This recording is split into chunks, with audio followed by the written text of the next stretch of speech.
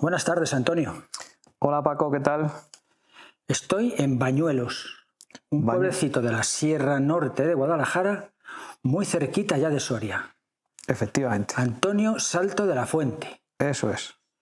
Vecino de Bañuelos, propietario, circunstancial, residente. Bueno, propietario sí. Y residente, pues a ratos, en temporadas. La realidad es que no he nacido aquí, pero sí he vivido aquí, porque mis padres emigraron, mi madre es de aquí de Bañuelos, mi padre es de Madrid, y emigraron a principios de los 60, emigraron a Francia a trabajar y bueno, pues me dejaron aquí con mis abuelos por parte de madre. Cuando ellos regresaron muy pronto, pues todos nos fuimos a Madrid a trabajar y yo a estudiar. Y mis abuelos cerraron las casas que tenían aquí, las propiedades y tal, y marcharon a Bilbao, porque era en la época de la industrialización. Parte del pueblo fue a Zaragoza, otra parte fue a Barcelona y otra parte fue a Bilbao. Y muy poquitos a Madrid. Los que más se marcharon fueron pues, Bilbao, Zaragoza y Barcelona. Pero parte de tu niñez la pasaste en Bañuelos. Sí, claro. ¿Cómo era Bañuelos entonces? Bueno, en Bañuelos había, en los años 60, hasta casi finales de los 60, pues habría 90, 100 vecinos en el pueblo. Ahora hay 10. Entonces había vida, salías a la calle, había vida, estaba todo empedrado, las calles estaban empedradas. Por el centro de las calles corría un reguero de agua, que era el que bajaba desde la fuente de los 8 caños, bajaba por todo el pueblo y se iba transcurriendo y se iba hacia la Vega. Y bueno, pues el pueblo estaba empedrado, como tiene mucha caída, el canalito del centro, todo el agua iba al canal del centro y por ahí corría el agua. No teníamos agua corriente en las casas y teníamos que salir pues, a la fuente, la que está al lado de la iglesia, a recogerla, a llenar los cántaros y a traer el agua potable a casa, ¿no? Pero siempre habéis tenido mucha imaginación, porque creo recordar que cuando veníamos para acá me has contado que tenías un estanque, que eres capaces de generar electricidad. Cuéntame eso. Sí. El estanque sigue estando, fíjate que pues hasta bien entrados los 60 el estanque estuvo funcionando para producir energía eléctrica. Hay un estanque en la salida del pueblo de Bañuelos hacia Miedes, en la ladera más solana que hay un estanque que puede tener, pues no sé, calculo que habrá unos 150, 160.000 litros de agua, es un estanque grande. Tendrá unos 18 metros de longitud por más o menos 15, 18 por 8, 10 de ancho y una profundidad media de 1,5 metros a 2 metros. Y hay un manantial de agua que lo que hacíamos es que cerrábamos la trampilla por la mañana temprano, que es cuando salía la gente a hacer la labor. El estanque se iba llenando con el mismo agua del manantial, cogía su capacidad, una vez que se cogía su capacidad se desbordaba y seguía dando el agua al cauce del arroyo que va hacia la Vega, y por la tarde, a la caída del sol, pues el encargado que le tocaba esa semana de tener el cuidado del agua iba y levantaba la trampilla hasta una señal que había para que saliera el agua con presión, y unos metros más abajo había una turbina, como si fuera un molino, que daba movimiento a una dinamo. Esa dinamo generaba corriente eléctrica de 125 voltios, aquella lucecita amarilla y tal y cual, ¿no? que había en los pueblos. Ese mantenimiento del estanque se hacía por sorteo a suertes. El ayuntamiento, pues de los residentes, las familias que vivían aquí, pernoctaban aquí en el pueblo, bueno, pues cada semana iban cambiando, y la familia que le tocaba esos días mantener el estanque, pues estaban encargados de al amanecer ir a cerrar la trampilla y al anochecer ir a abrir la trampilla. ¿Para qué? Pues para tener luz por la noche. ¿Qué años era eso? Pues yo creo que estaría... yo recuerdo el estanque estar cuando era pequeñito, yo nací en el 59, o sea que hasta el año 60 y alguno estuvo funcionando. Y anteriormente, desde el 1950 o por ahí, porque eso estuvo funcionando. Incluso la turbina, un trozo de la turbina de la dinamo antigua está todavía allí entre medias de los matorrales, bueno, pues totalmente oxidada y tal. Y fue de los primeros pueblos que tuvieron luz eléctrica propia, porque claro, aquí no había tendido eléctrico. Los pueblos se mantenían con su candil, con sus velas, con lo normal de iluminación. Y aquí sí ya tuvimos esa oportunidad, que no recuerdo quién fue el diseñador, pero teníamos, gracias a que hay mucho manantial de agua, que tenemos muchos manantiales de agua que salen en la ladera, hay una gran capacidad en cuevas subterráneas de agua y depósitos de agua subterráneos, pues bueno, antes llovía mucho más que ahora también, había muchos más manantiales, corría más el agua, pues gracias a tener esa fortuna, pues se ideó ese sistema de llenar el agua durante el día para descargarla por la noche y tener corriente. No llegaba algunas veces a toda la noche el agua, eso sí es cierto, ¿no? No se mantenía hasta cuando el invierno cuando las noches del invierno son más largas, pues la luz no te llega hasta el final de la noche, porque la capacidad del depósito del estanque es la que es y la salida también tiene que ser continua para que la corriente sea constante y permanente. Antonio, lo que más llama la atención cuando vienes camino de Racín hacia acá y ya ves en lo alto el pueblo de Bañuelos, es ese espectáculo de molinos, aerogeneradores, que están colocados en el pueblo.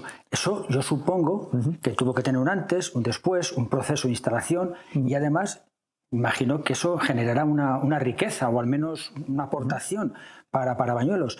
Cuéntame un poquito el desarrollo de...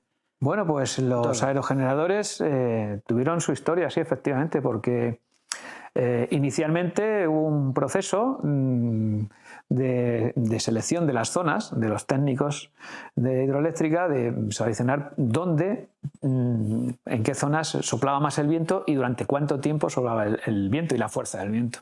Entonces hubo 4 o 5 años que estuvieron haciendo pruebas con unas antenas de medición y bueno, pues los anemómetros, que son los que miden la velocidad del viento y la potencia. Y bueno, pues la decisión fue que la zona alta del pueblo, esta parte de la meseta, es una zona muy propicia para producir corriente, energía eléctrica a través del viento, porque hay muchos días de viento durante el año y a una fuerza que parece ser que técnicamente le es muy buena para la producción de energía eléctrica. Aquí tiene una característica en el pueblo, que estamos a la solana, pues de que cuando sale el sol por la mañana normalmente empieza a soplar el viento del oeste, según va progresando el día va soplando un poquito más el viento del oeste y a la caída de la tarde sopla todavía más el viento del oeste y cuando se esconde el sol, pues los días normales, los días pacíficos, por así decirlo, el viento se calma. Hasta que se pone el sol el viento se calma. El sol se pone por el oeste, los aerogeneradores que siempre están orientados oeste-norte, entonces bueno, pues la producción eléctrica vieron que podía ser muy buena en esta zona. Estuvieron durante unos años seleccionando los mejores sitios donde ubicar las torres para montar los aerogeneradores encima y bueno, pues el pueblo lo que decidió es que esos aerogeneradores que fueran instalados en zona pública, en terreno del ayuntamiento, para que no hubiera privilegios para ninguno de los propietarios del pueblo, que a uno le toque un aerogenerador y a otro no. Esos aerogeneradores dan una riqueza al pueblo, les pagan un alquiler del terreno por la compañía y bueno, pues nos viene muy bien para las reformas, todo el tema del mantenimiento del pueblo, las cosas y las mejoras que hay que hacer y tal. Entonces nos vino bastante bien. Hubo problemas también porque hubo gente, pues sobre todo muy allegada a los ecologistas y tal, que parece ser que aquí anidaba una alondra Dupont, que bueno, yo he sido cazador, hace ya 20 años que no cazo, pero he sido cazador y pues yo he visto alguna vez alguna alondra, no voy a decir que no, pero bueno, eran, bueno, pues muy poquitas, por decir que no he visto ninguna, no, pero he visto alguna, pero la verdad es que no era significativo lo que había de alondra. Y también porque había una especie botánica que es el erizón o el brizón, que eso se da más en la zona del Pirineo y tal. Y aquí yo, erizón o brizón, pues no, es que no lo he visto nunca. Entonces, claro, hubo unas disputas, unas peleas jurídicas con las demandas que pusieron los ecologistas y tal, hasta el punto de decir, oiga, pero dígame dónde está el erizón y el brizón aquí, porque nos gustaría saber dónde está. ¿Qué es eso que me dices? Pues es una planta verde que tiene muchos pinchitos, unas agujas tiene unos pinchitos, es como un manto tupido que se pone encima de las rocas y tal, con unas agujitas microscópicas de color verde que luego se ponen amarillentas y se secan, por toda la parte de abajo está seco y que parece ser que como tiene muchos pinchos, pues es una zona propicia para anidación de aves porque se protegen de los predadores que puedan tener. Pero claro, es que nosotros no hemos visto ninguno. Entonces, claro, era curioso decir, oiga, pero ¿dónde están? Porque a lo mejor viviendo aquí y faenando aquí y labrando, sembrando, etcétera, pues han pasado desapercibidos. pero claro, no ha existido nunca. Entonces, bueno, pues después de todas esas paradas, esas discusiones y tal, al final se puso el parque. ¿Hubo acuerdo? Hubo consenso. Hubo consenso, y entre Miedes y Bañuelos tienen el parque con los 10 molinos. Eso pertenece, o sea, afecta a 2 pueblos. A 2 pueblos. A Sí. Miedes y a Bañuelos. Eso es, Miedes y Bañuelos. Miedes tiene 5 y Bañuelos otros 5. Entonces, Antonio, visto los aerogeneradores que se han instalado en esta zona, ¿piensas que puede ser una posibilidad de futuro, ahora que se trata de hablar de la España vaciada? Porque, por ejemplo, muy próximo aquí, en otros pueblos, se está haciendo otra instalación de otras características, pero podemos decir similares, con las placas solares. Se puede hacer extensible y como un recurso de trabajo, de prosperidad, de rentabilidad, etcétera. Es como una vía para intentar solucionar o paliar los efectos de la España despoblada. Yo pienso que sí, porque tenemos muchos días de sol. Afortunadamente, aquí en esta zona estamos a una altitud de casi 1.200 metros de altitud y bueno, el viento evidentemente está ahí. O sea, los molinos cuando se pusieron aquí eran los más altos que se pusieron en España. Ahora ya han ido haciendo otras series y tal, pero eran de los más altos porque no solamente es la cantidad de días de viento que hay, sino la potencia del mismo, ¿no? Entonces, yo pienso que sí. De hecho, en el proyecto inicial estaba planteado que el parque eólico fuera todavía más grande. Claro, las circunstancias ya de las empresas que lo manejan y tal las desconozco, pero evidentemente con lo que está pasando hoy en día con la energía eléctrica, las subidas que está habiendo y la necesidad de generar esa potencia con energías limpias, evidentemente, claro que lo puede ser perfectísimamente. De hecho, había gente trabajando en el parque eólico nuestro, gente de aquí, de la propia zona. Es decir, que se generaron puestos de trabajo. Sí, sí, se generaron puestos de trabajo. ¿En qué año se hizo? Pues no lo recuerdo bien, porque es la verdad que no lo recuerdo bien. Yo creo que fue sobre el 2001, 2003, por ahí se empezó el proyecto este, sí, sí. Sí, sí, ya llevamos 15 años por lo menos, sí, sí. De 15 o más, de con ello terminado, sí, sí. Antonio, estamos en la linde de las 2 Castillas. Sí. ¿Los vecinos de Bañuelos se consideran de arriba o se consideran de abajo? ¿Se consideran de la vieja o se consideran de la nueva? Ahí hay una especie de debate que he comentado por algunos pueblos y hay reivindicaciones muy potentes hacia uno u otro lado. Bueno, aquí yo por mi parte, como soy de los que estudiaron la antigua geografía y eso no ha cambiado, para mí hay Castilla la Nueva y Castilla la Vieja. Pero Castilla la Nueva y Castilla la Vieja es Castilla. Entonces los reinos de Castilla eran unos, los de León eran otros, los de Navarra eran otros y los de Aragón eran otros. Yo el reino de Castilla-La Mancha jamás lo he escuchado. O sea, por mi parte, además de que estamos en la linde de la Serra de Pela, que es con Soria, que es Castilla y León, pues me siento castellano, pero castellano. No manchego, ¿no? Y no tengo nada en contra de los castellano manchegos ni los manchegos, pero a ver, geográficamente, históricamente, Castilla es Castilla, ¿eh? La vieja, la nueva es Castilla. Y Castilla era el imperio y bueno, éramos los amos del mundo con Felipe IV, ¿no? Entonces, Castilla bueno, del mío Cid. Por aquí se fue al destierro, parece ser. Por aquí, bajó por Miedes, en el destierro, cuando Alfonso VI lo desterró, bajó por la hoz de Miedes hacia el nacimiento del río Bornova, huyendo de la vista de los de Atienza, del castillo de Atienza, que en aquel momento estaban los navarros en el castillo de Atienza, porque Navarra, el reino de Navarra llegaba hasta aquí, hasta Atienza, cuando Alfonso VI le mandó al exilio al Cid. Y con nocturnidad y sin alevosía, el Cid caminaba en dirección hacia el levante, aprovechando pues todos los valles y huyendo de la vista de Atienza, porque aquellos eran bastante más potentes. Se decía que había por aquel entonces 100 caballeros a caballo en el castillo de Atienza, entonces aquello era una fuerza, una mesnada importante. Y al Cid no le interesaba entrar en batalla con nadie que no le pagase, porque no vamos a equivocarnos quién era.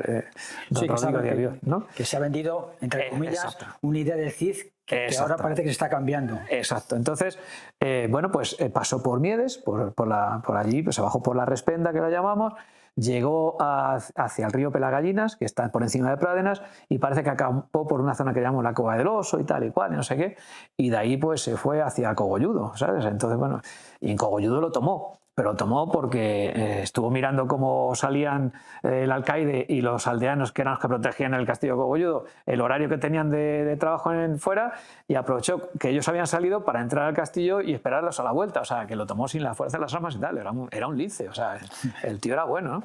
Pero vamos, eso lo más cerca que pasó por aquí fue escondido y huyendo para que no le vieran los de Navarra, que eran los de Atienza en ese momento. Fíjate, todas estas cosas que está pasando en estos pueblos que parece que están muy abandonados, parece que no tienen recursos, ¿piensas que haciendo una explotación, entre comillas, de todo ese tipo de historia, haciendo recorridos, pero fomentándolo, intercalando por ejemplo, con una laguna, con unas cuevas, ahí hay un contexto histórico que bien ordenado podría ser muy interesante? Incluimos las Salinas de Rimón, por ejemplo. Hay un contexto que podría llevarse a cabo de forma educativa y como un proyecto de desarrollo de la provincia y de la zona. Pero por el recorrido que ha hecho Vive tu Pueblo, pues parece ser que está todo en stand-by. O sea, que no hay nada.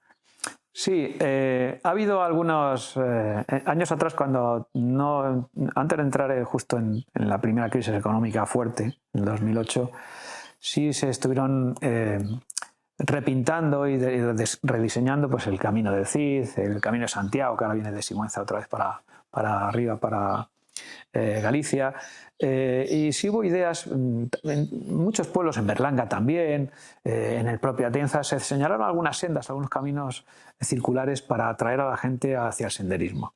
Hubo, fue el boom el inicio de las casas rurales, fue el tema de la naturaleza, el contacto, etc.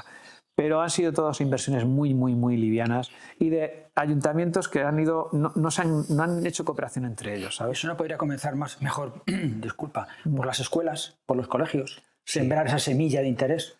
Sí, por supuesto. Lo que pasa es que también ahora, yo por lo que veo, hay casi a lo mejor el mismo número de niños o más que son extranjeros, de gente inmigrante que ha venido a vivir a las zonas, que de los propios nacionales, de los propios españoles de aquí, ¿no?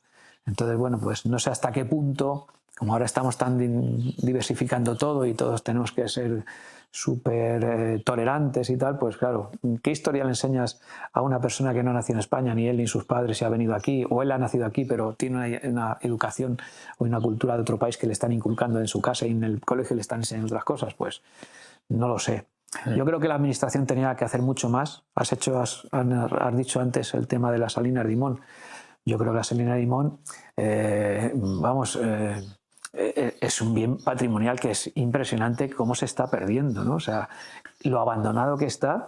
Si eso estuviera, yo lo he dicho muchas veces, si eso estuviera en Francia, allí habrían hecho un spa, habrían hecho un centro de resort, estaría súper visitado y la gente pagaría solo por entrar. O sea, Fíjate las minas de la Encina y de la Bodera. Por supuesto. Las posibilidades que tiene. Exacto, sí, sí. Sí, la mina de la Encina les pasa lo mismo. Están prácticamente están todas abandonadas. O sea, hubo un intento a finales de los 60 con un tal Mercader, que son las minas que están en la parte alta, de recoger el mineral de abajo, toda la escoria que no se había clasificado cuando era mucho y muy buena la veta. Cuando se acabaron las vetas, que no se han acabado, el problema es que la veta está muy profunda en de la Encina y ahora el sistema de extracción es muy costoso. Pero todo eso, yo voy por allí con gente que hacemos senderismo y tal, y hacemos el recorrido, las minas de la Mala Noche, las de la Fuerza y tal, y todo eso pues está todo abandonado. Se inició por Allende de la Encina, el alcalde hizo un sendero de recorrido y tal, pero lo hizo y se ha quedado hace 20 años y ahí se ha quedado. O sea, no se ha progresado más. Yo pienso que se pueden unir las administraciones, tanto Diputación, Consejería, como los propios ayuntamientos, y fomentar lo que tenemos, que aquí es historia que otros no tienen y en otros países tampoco. Somos muy antiguos. ¿No te gusta mucho la historia? Un poco, sí. ¿Eso viene de profesión? ¿Cuál es tu profesión? No. Bueno, pues yo he tenido varias. He sido empresario, he estudiado psicología y ahora soy guía de montaña. O sea que fíjate. ¿Guía de montaña? Guía de montaña, sí. Guía de montaña. Y bueno, pues hace unos años dije, se acabó, ya no quiero seguir siendo empresario. Y igual que terminé con la psicología, luego empecé con el empresariado y ahora pues estoy en mi montaña con mis amigos, con mis clientes que también me contratan y bueno, pues hacemos rutas de montaña, de alpinismo, en fin. ¿Y en Bañuelos cuánto tiempo pasas al año? Bueno, pues en los últimos 4 años muy poco porque antes hasta el 2016 2 fines de semana estaba aquí, o sea, 10, 12 días estaba por aquí, hacíamos rutas por toda la sierra, etc. Pero se queda pequeño, al final para el tema de montaña y tal, se queda pequeño. Ahora, ¿qué es lo que hago? Pues con la pandemia no vale, eso no cuenta porque hemos estado todos donde hemos estado, pero bueno, procuro venir a lo mejor 4 o 5 días al mes, ¿sabes? No puedo más. Déjame que te diga que tienes una casa que es para aprovecharla, es espectacular, es para aprovecharla y muy a fondo, ¿eh? Hay mucha nostalgia en la casa, hay mucha historia. Eso te digo, hay mucha nostalgia, hay retazos de historia, sí, de historia personal por las paredes. Y disfruto estando en ella y que mis amigos la disfruten conmigo. Es lo más importante. Un hombre sin amigos no es un hombre. Hay que tener y hay que sembrar la amistad y hay que cultivarla. Si no, las malas hierbas siempre crecen sin tener que regarlas. Las buenas son más difíciles de mantener. Mira, Antonio, yo he leído que Bañuelos en su momento, a primeros del siglo XX, era un pueblo próspero, con una población importante, con cerca de 500 habitantes. ¿Cómo se produjo esa decadencia de habitantes, de deterioro? Pues sí, a principios del siglo XX, allá por el 1904, en los registros municipales, los antiguos registros municipales, los que se llevaban a golpe de mano y pluma, pues había censados 500 habitantes en un pueblo como este, que ya habéis visto lo que es el tamaño.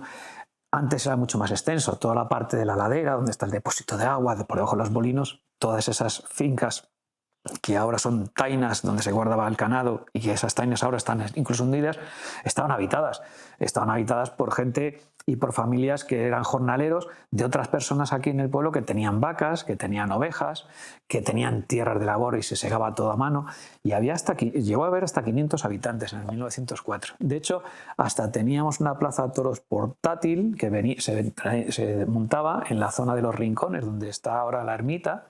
Esa zona de los Rincones había hasta una plaza de toros para las fiestas del pueblo de Bañuelos. Luego, pues claro, la Primera Guerra Mundial produjo ya un primer éxodo de personas en Europa. Luego vino la Segunda Guerra Mundial, la Guerra Civil Española, que también produjo un éxodo y una división. Nosotros estuvimos aquí a caballo entre los dos frentes, entre los republicanos y los nacionales, ¿no? Y venían a abastecerse del pueblo tanto los unos como los otros, con lo cual había que dar de comer a los dos bandos, ¿no?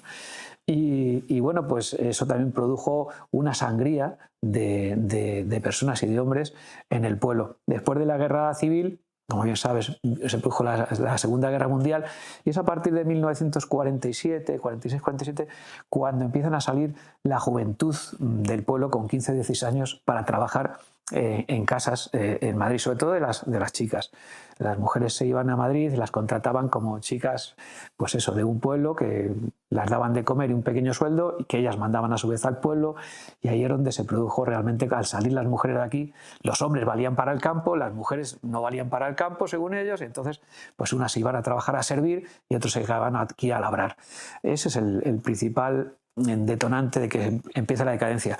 Luego se produce un hecho en España que es la industrialización, todo el tema del País Vasco, en Zaragoza también, etcétera, etcétera, y ahí es donde hasta nuestros días. Antonio, ha sido un placer, y además este chorro de conocimientos que nos has dado, porque además no será ya para Vive tu Pueblo, sino será para todas aquellas personas que quieran conocer pues algo más de Bañuelos, de la comarca, de sus circunstancias, de alguien que conoce la historia y que trata de aplicarla un poquito por aquí, incluso a pie, andando por ella. Es lo mejor, andando, el camino se hace andando, sí, sí. Muchas gracias, Antonio. Muchas gracias a ti.